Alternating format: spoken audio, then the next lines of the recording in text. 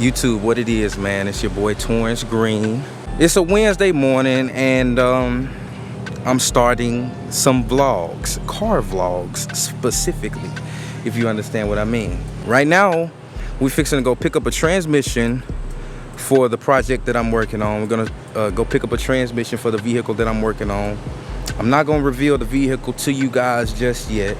That will be coming later in the video, but we are gonna be picking up a transmission for it so that we can get it back on the road and get it doing what it needs to do. So let's go get the transmission.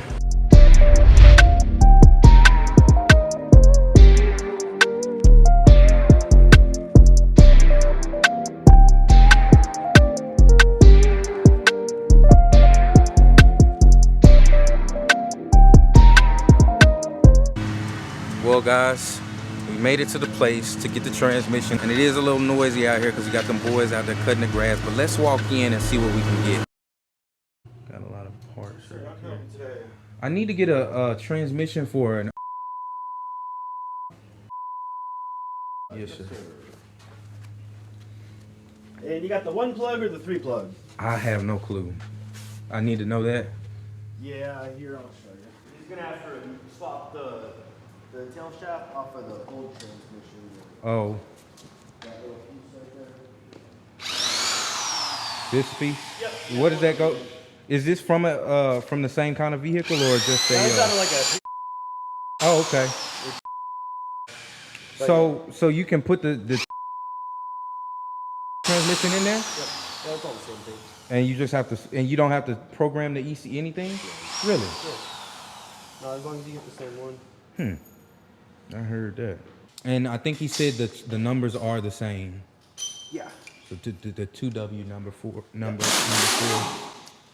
like I mean, everything seems to be the same. If something was different, then I would say it would need to be reprogrammed, but... Right. You gave him this one? Yeah. This one is the shifter is broken or something here. Oh, well, Let's this see. isn't what that one was. Yeah. I don't know the shifter is missing. Yeah, thank you for noticing that. That'd have been bad. No, You have another one? You want to ship somewhere? Yeah. Just let me.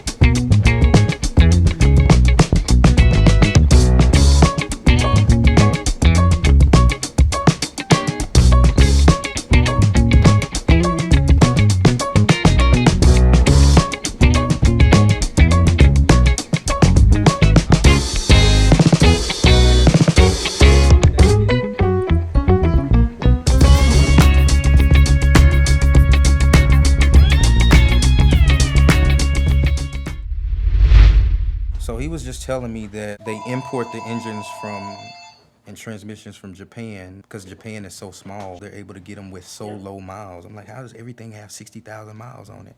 It's because they don't drive in Japan. You would never know that if you didn't ask. The Shaken Law is a rigorous inspection process that all Japanese vehicles need to go through after 10 years. So after a car hits 10 years old, then it falls into a... Pretty much they just want to tax you out of owning the vehicle. I see. And so so once it falls into the Shaken Law, then the tax is substantially more.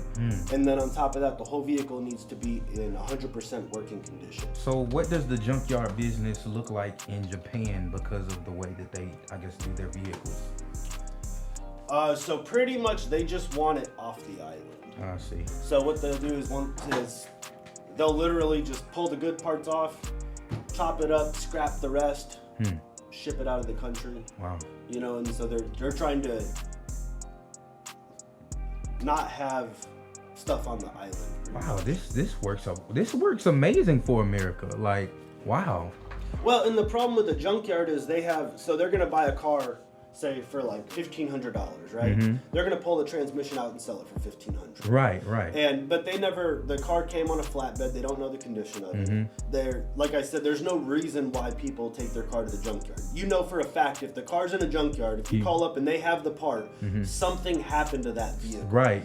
Something, right. Whether it was flooded, wrecked, damaged, salvaged, it was an accident, something happened. Right.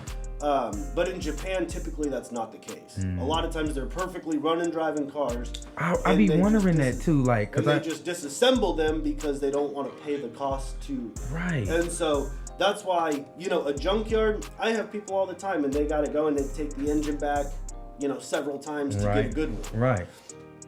But I mean, buying product halfway across the world, I don't want to buy a bad engine just as much as somebody else doesn't want to buy a bad engine. Right, but that's not as probable with what you're doing. And so with a shipping container, just shipping alone is over $30,000 right now. And so there's how much stuff comes in the shipping container? 26 tons. 26 tons. Yep. I see. And that's dependent on the Department of Transportation for each state. So each state has different regulations on how much weight that they can bring in pertaining to how much weight the roads can carry. And how much was shipping before COVID? Less than 5,000. Ooh. Yep. Wow. Yep. So we used to be able to get a container, 50-foot container, 26 tons for about $4,500, maybe $4,800. And now that exact same container, we just cut him a check last week. It was $28,000. And next month, it's expected to go up to over $32,000. Yo, and that's just wild. shipping. And so, unfortunately, we are a product of consuming. Our whole economy is based on consuming. And so it just ends up where you end up with the oligarchs, the only people that will really, I mean, if it keeps going up like this, I mean, we won't. Yeah, nobody can survive like that. Right, yeah, and nobody can. No small business can survive like that. No mom and pop shop getting hardware goods from another country or even from Asia can sustain themselves like that. And so what'll happen is you'll end up with the oligarchs, the people that can literally just buy their own ship, fill it up with their own goods, bring their own goods to the United States and sell it. Right. And so what you'll end up with is literally a nation that's ran by corporations. Right. The little guy won't even exist anymore. Yeah. And unfortunately, like, our business is changing right now in the sense that it's not worth it to get performance JDM parts. Right. Unfortunately, it's like I would have to charge $500 to $700 for a bumper, and nobody's gonna pay that. Right. And so then that whole market just dissolves. Yeah, right.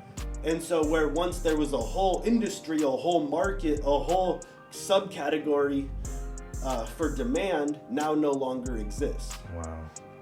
Do you see prices coming down anytime soon? No. Within the next 5 years or something like that? Right now, we can't even project 6 months out. Wow. We're just worried month to month, Wow, I see. Because everything changes so drastically. Before it was COVID, now it's oil, and you just end up with these people that, they set the price. And we are so dependent on our foreign goods that we can't even really be in a position of power because we're on the receiving end of the goods. Yeah. And so we're in a very weak position just economically and nationally or globally, where it puts us in the position where somebody just puts a price out there, and because we are so dependent on these goods, we just have to pay it. Yeah. Yeah. That's true. And so back in the day, and this is where, hyperinflation or substantial inflation is really a problem, because you end up with goods. Back in the day, we used to be able to provide a quality good in America, and that would last a long time. And so we traded those factories for factories in Asia, where we would say we're going to create a lesser quality product in Asia, but it'll be half the price. And so what you'll see is that it will be more expensive to then import those inferior goods from Asia than it would be to manufacture them in the United States.